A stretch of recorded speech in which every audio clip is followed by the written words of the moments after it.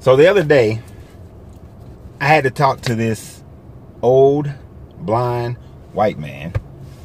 And the reason why this video is in black and white, and usually this is a story time of an alchemy style video I would do in black and white. This one had to be black and white because it's straight up black and white in this thinking. So, as you guys know, as I build Uncle Renz Popcorn, I also drive in ride share. Now, you get all kinds of people. We have all kinds of conversation. So, old blind white dude get in my car, and what we began to talk about, what he started saying, I just could not let it pass and let him think that because of his condition, he gets to say what he wants to say. But first,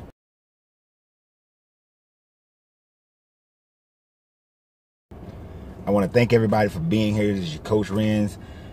If you're finding me for the first time on my YouTube channel or Facebook, we talk about spirituality, we talk about politics, we talk about love, relationships, marriage, finances, the whole 360 degrees of life is what we talk about. So subscribe to the channel, become a Patreon if you want to support the channel. Shop at Uncle Renz Popcorn online at the letter U, the letter R, and the word popcorn if you want to support me that way, which is actually for me one of the best ways to support my business and this channel. So, as I said, I'm driving along, pick this guy up, old blind dude, you know, help him get in the car. Everything's going fine at first. But then, evidently, because of his condition, he watches a lot of the news. He pays attention. I say watch it. He listens to a lot of the news. He probably brailles a lot of reading material. But, you know, that's his condition. So we have our things. You know, nature never leaves any gaps. So if something is missing in your life, you're going to fill it with something. So he's filling his with media, that sort of thing. And that's fine. That's fine. But in our conversation, he decided that he wanted to bring up on his own. There was nothing we was talking about that dealt with this subject matter. But on his own, he decided that he wanted to say that it is messed up. You know what? Let me backtrack. Now I remember why he brought it up. Me and the other young lady in the car, I was telling her that, you know, within the next few years, I'm leaving America. I'm moving away from this country. I'm leaving this continent. And he asked, what countries am I considering going to? And I told myself, well, first, I'm looking at some of the Caribbean islands as a first stop. You know, the American Virgin Islands, British Virgin Islands, Puerto Rico, Haiti. Looking at some of those places as a first stop. Then, after that, a few years later, once my kids have gotten their footing pretty well established, since my youngest graduates high school this year, then I'll look to go to either Botswana, to Gambia, Ivory Coast, Ghana. I said Ghana, and I said Nigeria. And then he proceeded to say at that moment that, oh, Nigeria is like the most corrupt country in the world. And see, on the surface, people will accept that. They'll accept that. And there's evidence that Nigeria has had and still dealing with a lot of corruption. I'm not denying that. But to state that it's the most corrupt country in the world is based on what? Because as a person who just sees things for what they are, when I look around America, I see tons of corruption. How do you explain the fact that people in Flint, Michigan still are drinking poisonous water in the most industrialized, most powerful, filled with all this intelligence people in the world? How does people in Flint, Michigan still going without water? How is it that Puerto Rico is still waning from their infrastructure and they are, hey, everybody who don't know, they are an American territory. So they fall under America's protection. They have to pay taxes to America. So how in that Sam Pickens do you decide that America is not just as corrupt just because it's underlying, just because you don't see it in your face? But look at what's going on. We have a president who was being investigated. So in order to distract y'all from the investigation, he get y'all caught up into shutting down the government. Yeah, I said it. He get y'all caught up into shutting down the government while he was being investigated and all his people are leaving, and y'all don't call that corruption? You don't call that corruption? And here's the thing. I'm straight up with it. I don't like Obamacare. I don't like socialized medicine. I lived in Germany for 3.5 years. Even though I love a lot of aspects of Germany, one thing I hated is their socialized medicine. I don't like socialized medicine. I like competition. I think too many things in America don't have competition. And because you don't have competition, people don't get the best. You don't get the best when there's no competition. Go to DDS anytime. Go to driver services. If driver services was civilian ran, then there will be competition. And if there's competition, that changes the entire scope of how they do business. But as far as corruption is concerned, how many times has a governor, a mayor, a president, a congressman, a senator got caught stealing money? Watergate. I forgot the name of the thing that the Clintons did with their little stuff. You know, look at the prison industrial complex and how that treats minorities in this country. Look at the difference in the judges and how a black kid gets 20 years and a white kid gets probation. How white kids are revelers or celebratory or enthusiastic, but black kids are thugs and gangs and mobs. You can't talk about America not being just as corrupt as any other country. And hell, let's go to England.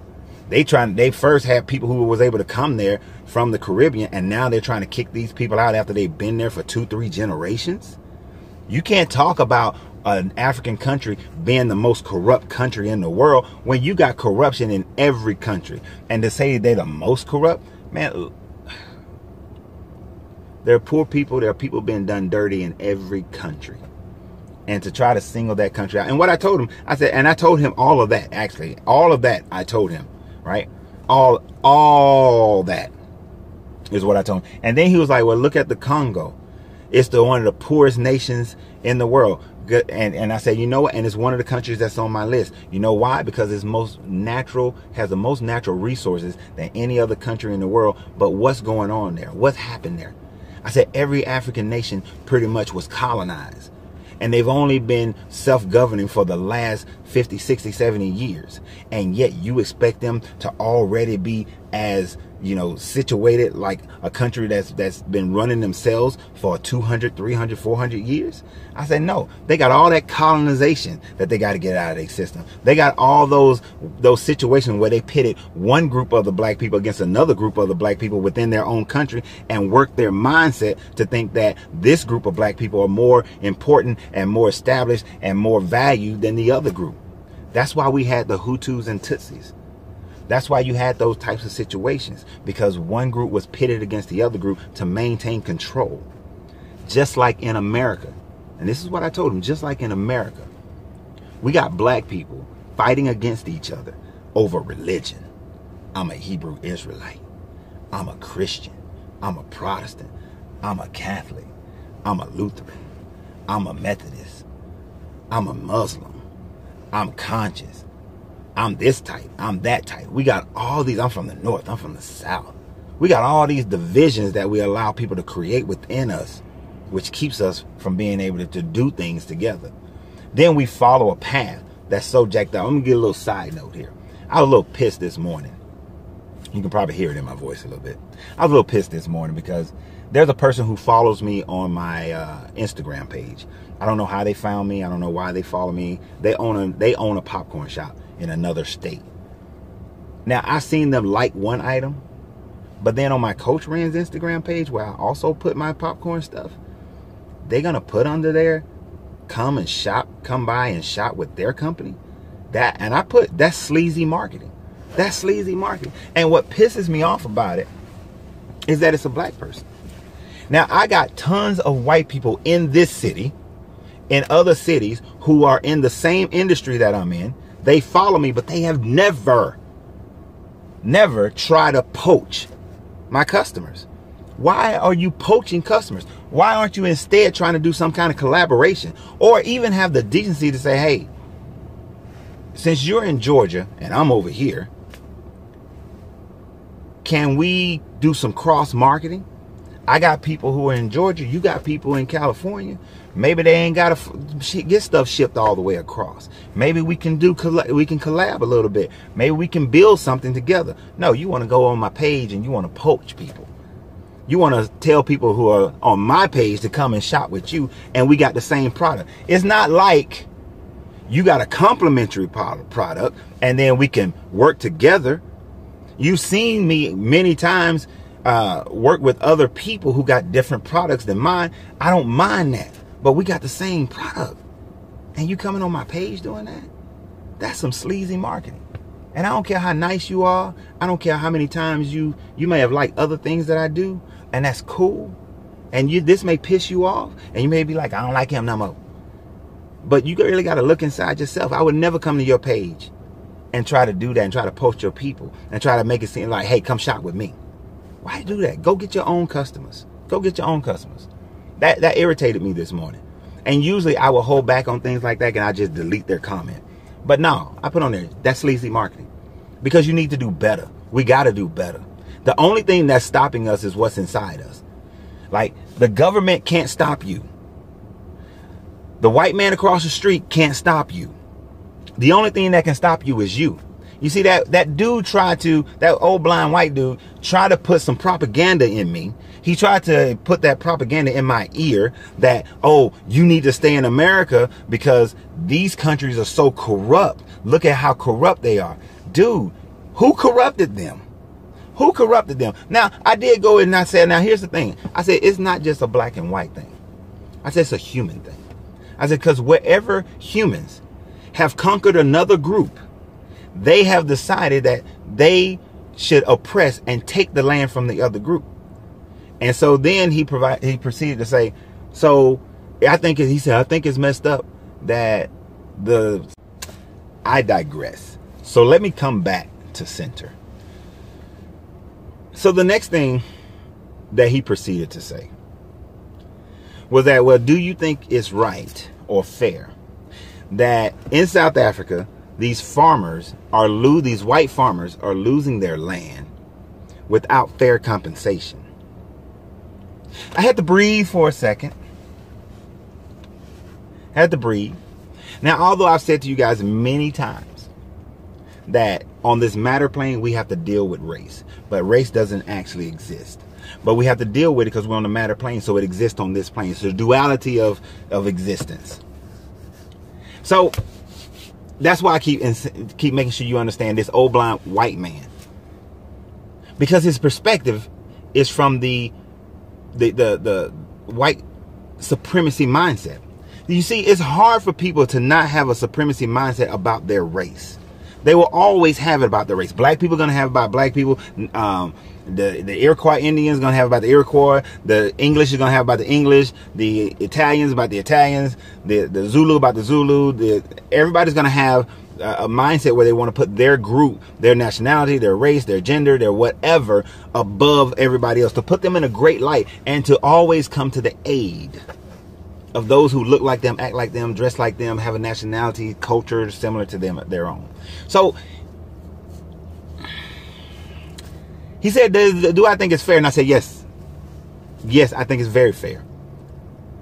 And before he could say a word, I said it's very fair in the same way that you don't have a problem with the fact that white people came to America and took the land, divine manifestation, took the land across America. And yes, the Iroquois Indians, they took land as well from other Native Americans, but the United States is built on coming in and taking land from the native people. The land in South Africa is built on taking the land from the South African people. No compensation was given to them for them taking their land. No compensation was given for Japan when they took the land of China for a while. No compensation has ever been given, respectively, to when somebody's land has been taken. This is why. Now let me come back to that. So I told him, I said, it's not, it's a human thing. I said, but you know what? Here's the thing. South Africa had been raped for a few hundred years. They've been stolen from, taken from, beaten, murdered, killed. All because white people decided that with their Christian God, they have a right to take that land. They have a right to oppress these people. They have a right to come in and save them from themselves. Like Stephen Biko said, when they put him on trial, and they asked him that when we came to South Africa, it was filled with tribal wars and strife. And his response was, what do you call World War I and World War II? People like to elevate their group over another group. So I told him, I think it is quite fair that they came and that they're taking that land. Once you come into power and you have the right to reestablish what was really yours, you have a right to it. Just like they felt like they had a right. And I know some of you may say that that's not fair, that we got to be higher thinking than that you're going to plunge the world into war. The world is already plunged into war, whether you realize it or not. There's always wars and rumors of wars. That's always going to be. We will always on this matter plane exist in strife with one another. We will find a reason to not like the guy across the street, the woman down the road. We'll always find a reason. So just because the tide is changing in certain areas of the world, you think I'm supposed to have pity? Why is it that we're supposed to elevate, the black people supposed to elevate and say, no, we're going to do it better than those who oppressed us? Hell no. Now, do I subscribe to like the Hebrew Israelites? We're going to rape your daughters and murder all you white people, going to murder you. No, I don't think you should take away anyone's life, liberty, and pursuit of happiness. But hell, getting even is even Steven. Taking what belonged to your ancestors back is taking what belongs to your ancestors back. Coming into power when you've been oppressed through apartheid and other forms of oppression, even Steven. Be happy that they're not subjugating the white people the same way white people less than 50 years oppressed the black people there. Be happy about that. Be happy about that. You staking claims to something that you can only go back 3, 4, 5 generations. Those people go back hundreds of generations. And I told them that. They go back hundreds of generations. I wouldn't have a problem if the native people of America started taking back the land instead of these smaller reservations, or how some people say, oh, black people are native to America, that we're not all through the slave trade. For those who can identify that, who can show that, fine. Take it back. Take it back. But as for me, I'm out of here. And that's what I told him. I have no, I'll make money in America. I'll build business in America, but I'm going to build other countries. I'm not so caught up in the past that I got to try to stick it out in an area where I know that it's a 400, 500, 600 year battle. It may not even be that long, but it's hella long. When I can just go to a country like Botswana where they've had a stable government for the last 50 years and they've had a very good government and been building their people, have went from like 12% literacy to 76% literacy over the last 20, 30 years. Why would I stay here when I can go there and help people who are already building? Why do I stay here and I can go to Haiti and start redoing the land and start building there? Go into Ghana and build there. Why should I stay here when I can just use what's here to build over there?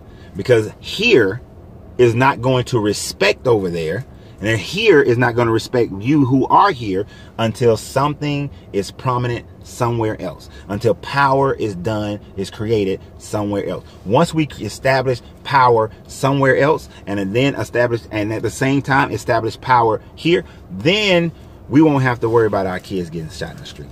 And that was the last thing I told him. I told him, I said, why would I think that it is okay for my brothers, my cousins, my siblings, my children to be shot in the streets simply because they're black? For police to brutalize them because they're black. That's not acceptable to me. That's not acceptable. That's not reasonable for me to stay in that environment. That's Stockholm Syndrome. To me, all those people who are trying so desperately and they have no mindset to be able to leave this country, you got Stockholm Syndrome. You straight up got Stockholm Syndrome. You may not like that. And some of y'all are friends of mine and you're not going to like that.